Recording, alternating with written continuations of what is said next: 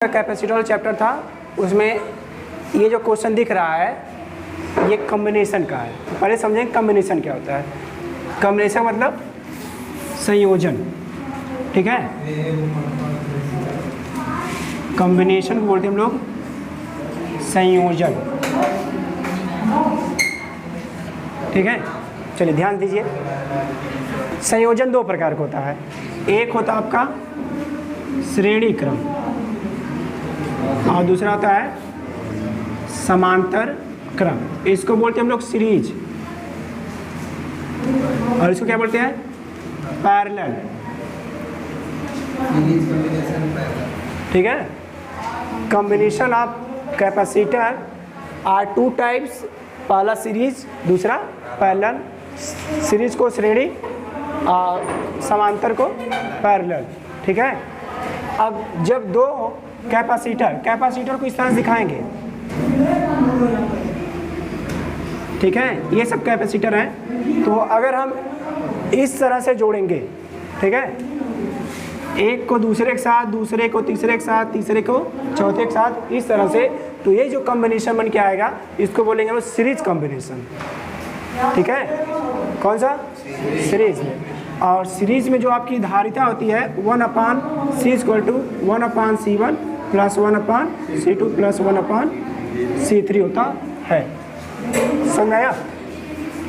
ये तीन आपको, अगर तीन कैपेसिटर्स हैं तब, ठीक है, दो रहेगा तो C1 1/C1 + 1/C2, तीन रहेगा तो C3, चार होगा तो C4, पाँच रहेगा C5, ऐसे ऐड करते जाएंगे। जितना दिया रहेगा उसके अकॉर्डिंग करेंगे, ठीक है। तो समझ में आया। सीरीज इस तरह से पहला दूसरे के साथ, दूसरा तीसरे के साथ, तीसरा चौथे के साथ, इस तरह से जुड़ा रहेगा। फॉर एग्जांपल जैसे मान लीजिए मेरे पास ये मार्कर है, मान लीजिए पहला कैपेसिटर, इसको जोड़ दिया, दूसरा हो गया, फिर इसको तीसरा जोड़ दिया, तो इस तरह बोलेंगे हम लोग। पहला जोड़ दिया, पहला, इसके बाद ये दूसरा, फिर ये वाला तीसरा, तो इस तरह कॉम्बिनेशन बोलेंगे हम लोग सीरीज कॉम्बिनेशन। समझ आ रहा है। अगर वहीं पर हम क्या करें कि इसको कुछ इस तरह से जोड़ें, ये पहला हो गया, ये दूसरा और ये तीसरा, ठीक है। तीनों के पहले टर्मिनल्स को, पहले वाले सिरे को एक बिंदु पर और दूसरे सिरे को एक बिंदु पर जब जोड़ेंगे तब हमें मिलके आएगा ये कौन सा समांतर, इसे बोलेंगे, ठीक है। तो इसका जो तुल्य धारिता होती है C = C1 + C2 +, ठीक, समझा।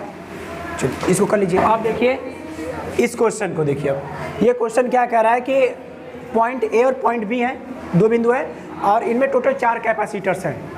देखिए ये बताने कैसे क्रम में है तो आपको समझना होगा। पहले कैसे समझेंगे, देखिए ये और ये कैसे हैं। देखिए इसका एक सिरा दूसरे के साथ जुड़ा है सीरीज, तो इसलिए ये दोनों सीरीज हो गए। और ये भी ऐसे ही है, इसका एक सिरा दूसरे के साथ जुड़ा हुआ है, ठीक है। पहला सिरा, ठीक है, दूसरे प्लेट का दूसरे के पहले के साथ और तीसरी प्लेट दूसरी प्लेट किसी अन्य पॉइंट से जुड़ा है, इसलिए यह दोनों कैसे हो जाएंगे सीरीज में। और ये दोनों समांतर, ये भी सीरीज हो जाएंगे, ठीक है, ठीक है। चलिए अच्छा, अब इसको कैसे सॉल्व करेंगे तो देखिए सीरीज में क्या होता है फार्मूला, सीरीज का क्या होता है,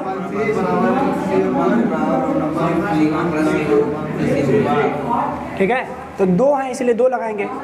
तो पहला क्या है 1/10 और दूसरा क्या हो जाएगा 15, ठीक है। चलिए इसको सॉल्व कीजिए, क्या हो जाएगा 10 और 15 का एलसीएम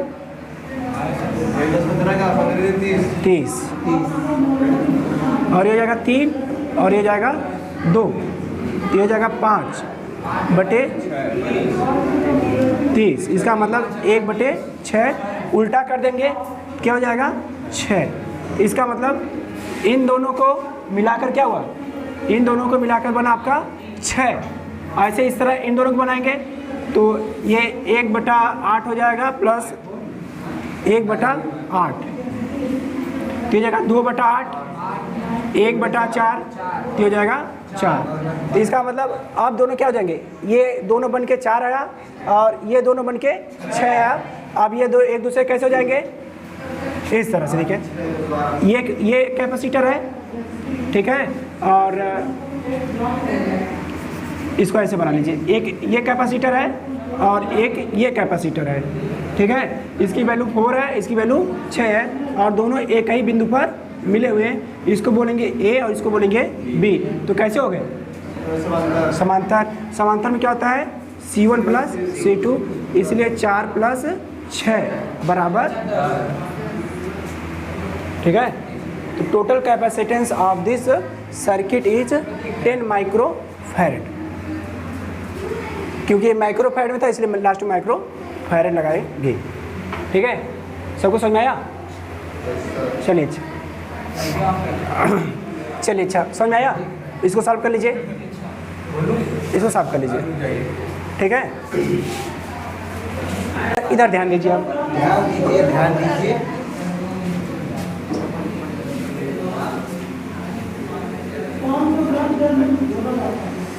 अब समझ में आ रहा होगा। फिगर 8 है, 8 है, कैसे है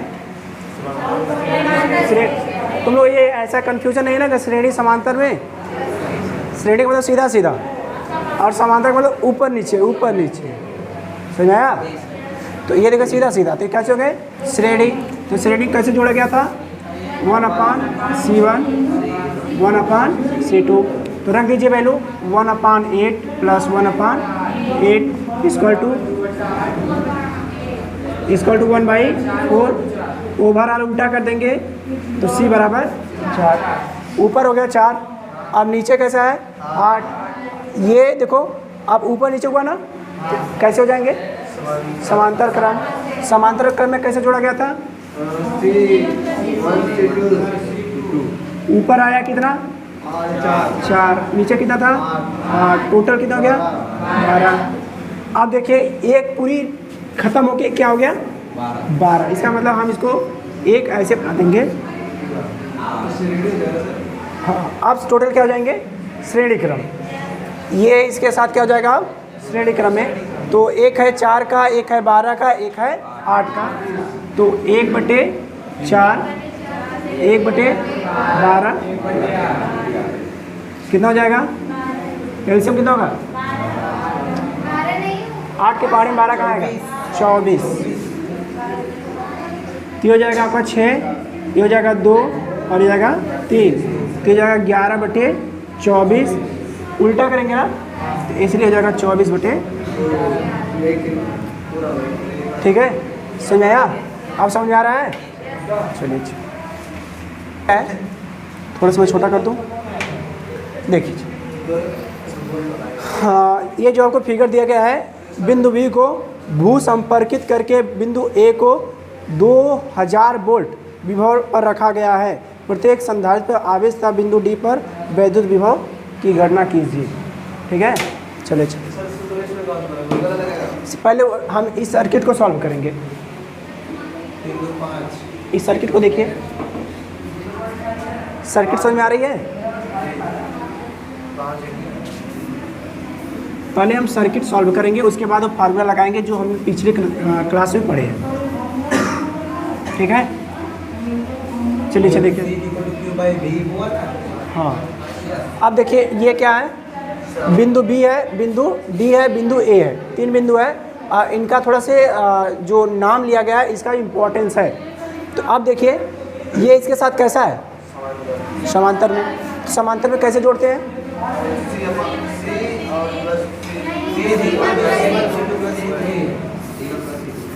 तो C इक्वल हो जाएगा C1 प्लस C2, हो जाएगा, ये क्या हो जाएगा 5, तो C बराबर 5। अब इसका मतलब कि ये खत्म हो गया, क्या हो गया, ये हो जाएगा आपका 1 5, ये पूरा खत्म हो गया, समझिए कुछ नहीं है। अब क्या रह गया, बिंदु ए रह गया, बिंदु डी रह गया और बिंदु बी रह गया। और पूछा क्या है पहला पॉइंट कि बिंदु बी को भू संपर्कित, इसका मतलब इसका पोटेंशियल भी बराबर 0। जब अर्थिंग कर दी जाती है, चार्ज जीरो हो जाता है। ठीक है, ये 0 हो जाएगा। और बिंदु बी को भू संपर्कित करें, बिंदु ए को कितना 2000 वोल्ट जो कि लिखा हुआ है विभव पर रखा जाता है। तो प्रत्येक संधारित्र पर आवेश तथा बिंदु डी पर विद्युत विभव की गणना कीजिए। तो इस पर पहले विद्युत विभव निकालना पड़ेगा। तो अब देखिए इस पर कितना है 2000, ये कितना है, कितना 1 माइक्रो फैरेड। तो इस पर चार्ज कितना हो जाएगा, Q इक्वल टू सी भी, ठीक है। तो क्या हो जाएगा इसका, बताइए, C की वैल्यू कितनी है, C की वैल्यू यहाँ पे, क्योंकि हमें बिंदु डी पर निकालना पड़े ना। तो बिंदु डी क्या है, एक माइक्रो फैरेड है, तो 10 की पावर माइनस 6 और बी का मान 2000, तो जगह 2 गुणे 10 की पावर माइनस 3 कूलम, ठीक है। अच्छा ये बताइए कि इनके बीच का पोटेंशियल घटेगा,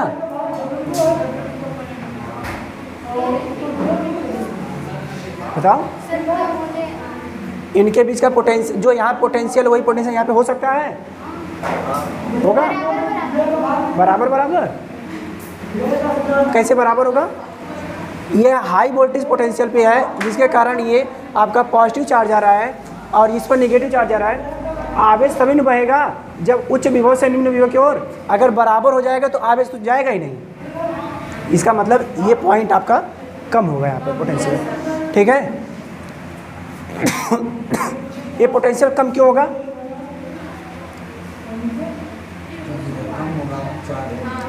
क्योंकि ये इसके साथ जुड़ा हुआ और ये अर्थिंग की गई है, ठीक है। चलिए अच्छा, तो अब हमने क्या निकाला, इस पर चार्ज निकाल लिया है। तो हमने उसी पढ़ा था V बराबर Q1 अपान C1, V1 बराबर V2 बराबर Q2 अपान C2। देखिए इसको जब हम करेंगे तो इसका मतलब यहाँ पे जो C2 है वो हमारा 5 माइक्रो का है और C1 1 का। नहीं आप लोग रहिए, अभी पढ़ाएंगे, ठीक है। चलिए अच्छा, अब अगर दोनों को एक साथ निकाल लिया जाए तब, ठीक है, तो दोनों को निकालेंगे। C1 और C2 कैसे है, सीरीज में है, तो क्या हो जाएगा,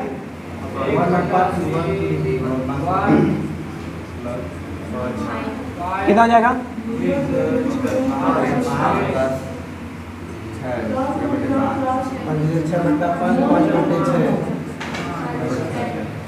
ठीक है।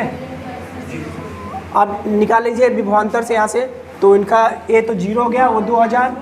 अब हमारा सी 5 प्लस, अरे बात तो वही हो गई, चाहे हम इधर पकड़े चाहे इधर, ठीक है, वही है। चलिए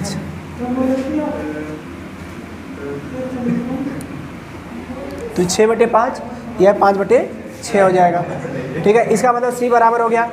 और ये यहाँ पे Q कितना हो जाएगा, तो यहाँ से Q निकालेंगे क्या होगा, तो Q बराबर C भी।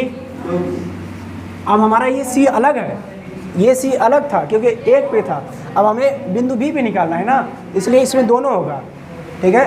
तो निकालिए Q इक्वल टू C भी, C की वैल्यू कितनी आई 5/6 और विभव कितना है 2000। तो 5/6 गुणे माइक्रो है ना, 10 की पावर माइनस गुणे 2000, तो 5/6 गुणे 10 की पावर माइनस 3 और गुणे 2 है ना, क्या हो जाएगा 10 या 5/3 गुणे 10 की पावर माइनस 3। ये हो गया इन दोनों पर, ठीक है। अब इसमें टोटल जो बहेगा वो चार्ज होगा 5/3 10 की पावर माइनस 6 और यहाँ पे कितना था 2 गुणे 10 की पावर माइनस 3। बड़ा कौन सा है, बड़ा कौन है, ये वाला कि वाला बड़ा, ये वाला बड़ा, क्योंकि 2 है, ये 150 थोड़ा ज़्यादा है, ठीक है। तो इसका मतलब शुरुआत में चार्ज कितना है, ज़्यादा है, और जैसे आगे बढ़ रहे हैं तो चार्ज कम हो जा रहा है, वो भी दोनों को मिला के। इसका मतलब है कि आगे बढ़ने पर चार्ज क्या होगा, घटेगा, घटेगा, कम हो जाए, घटेगा, वही कम हो जाएगा। क्योंकि ये चार्ज घटेगा क्यों? क्योंकि ये चार्ज इनमें स्टोर होता जा रहा है ना, ठीक है। ये आगे भी जाएगा, इसमें भी स्टोर होगा और लास्ट में जाते जाते क्या हो जाएगा? 0 हो जाएगा, ठीक है। चलिए कर लीजिए। तो पहले आप निकालेंगे डी पर, उसके बाद बी पर।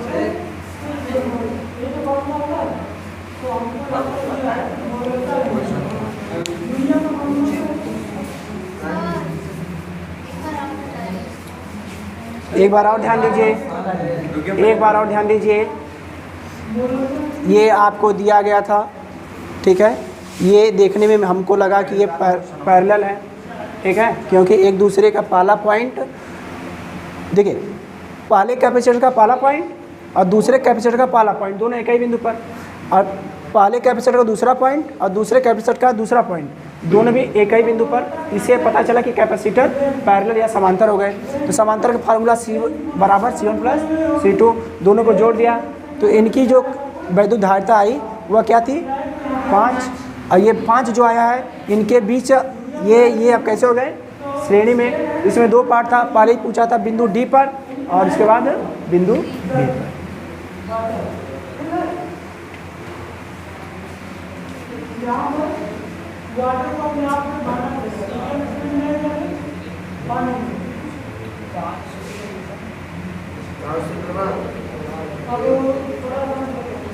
शुरुआत में देखो यहाँ पहला निकाला गया है, इसके बाद ये दूसरा, दोनों को जोड़ने के बाद फिर वहाँ से आपका ये शुरुआत वाला है, सॉरी ये वाला क्यू है, ठीक है, और ये दूसरा क्यू है।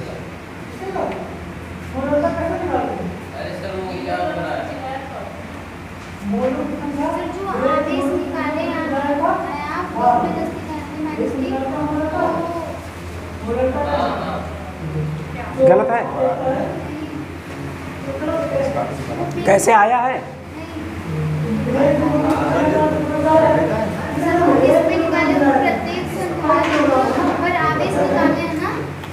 तो पहले पर आवेश कितना आया था? इस पर कितना है? 2 आया, और इसको जब जोड़े थे तो ये कितना आया था? 5/3 पर। अब ये 5/3 है, ये 2 पार्ट में डिवाइड है ना, ठीक है। अगर आपको इस पे और इस पे निकालना है तो ये 5 है, एक में 2 पार्ट है, एक पे 3 है, तो ये 5/3 है, ये भी 2 पार्ट में डिवाइड हो जाएगा, ठीक है। तो अगर आप सिंगल निकालना चाहते हैं तो 5/3 का कर लीजिए, पहले 2 पार्ट, फिर उसके बाद 5/3 का 3 पार्ट। तो इस पर हो जाएगा आपका 1 और इस पे हो जाएगा 2/3, ठीक है।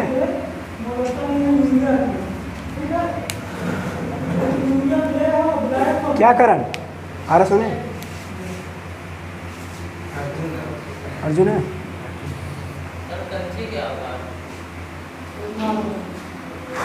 हो गया सबका? कहाँ अभी? अभी क्वेश्चन नहीं लिख रहे हो? अच्छा लिख लो। हो गया? थोड़ा सा इसको ऑफ कर दीजिए।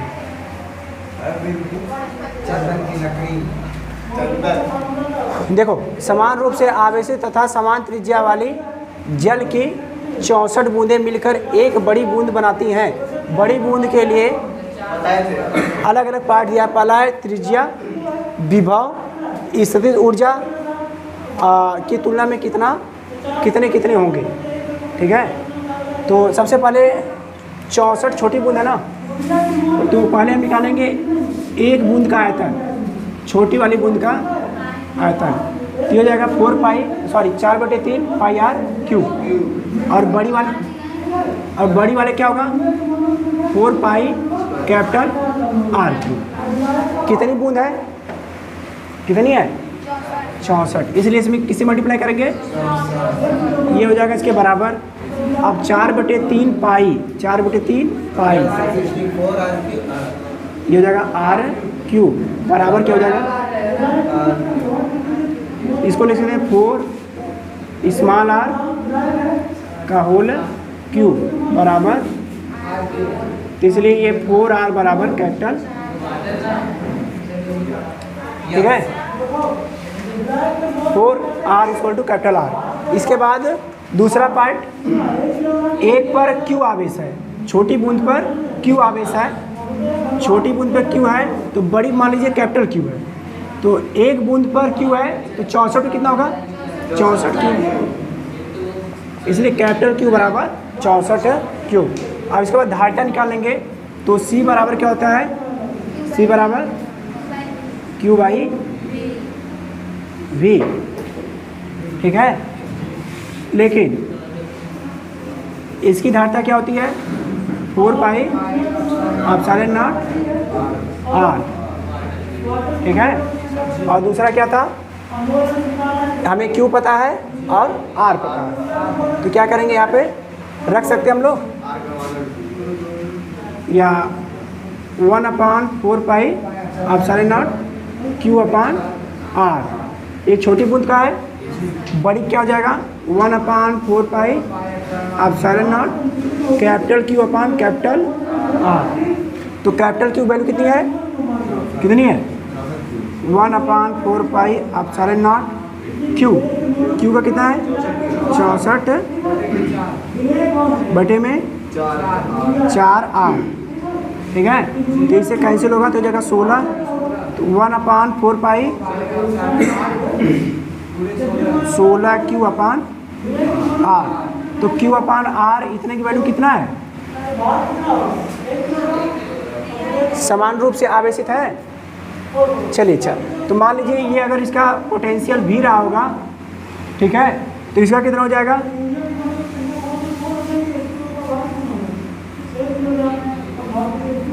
64 बाहर हो गया ना, तो हो जाएगा 16 V, ठीक है। इसका मतलब बड़ी बूंद का क्या हो गया विभव 16, ठीक है, छोटी के रिस्पेक्ट में। तो यही पूछा था ना कि पहली त्रिज्या, तो त्रिज्या कितनी हो गई 4R हो गई, इसका मतलब कि उसकी 4 गुनी हो जाएगी, ठीक है। और दूसरा पार्ट क्या था विभव, तो विभव कितना हो जाएगा 16 गुना हो जाएगा, ठीक है। और स्थितिज ऊर्जा पूछा है, तो स्थितिज ऊर्जा क्या होती थी हाफ CV², ठीक है। तो शुरुआत में हाफ CV² है, और इसका C का मान कितना है 4 पाई एप्सिलॉन टू R की वैल्यू कितनी है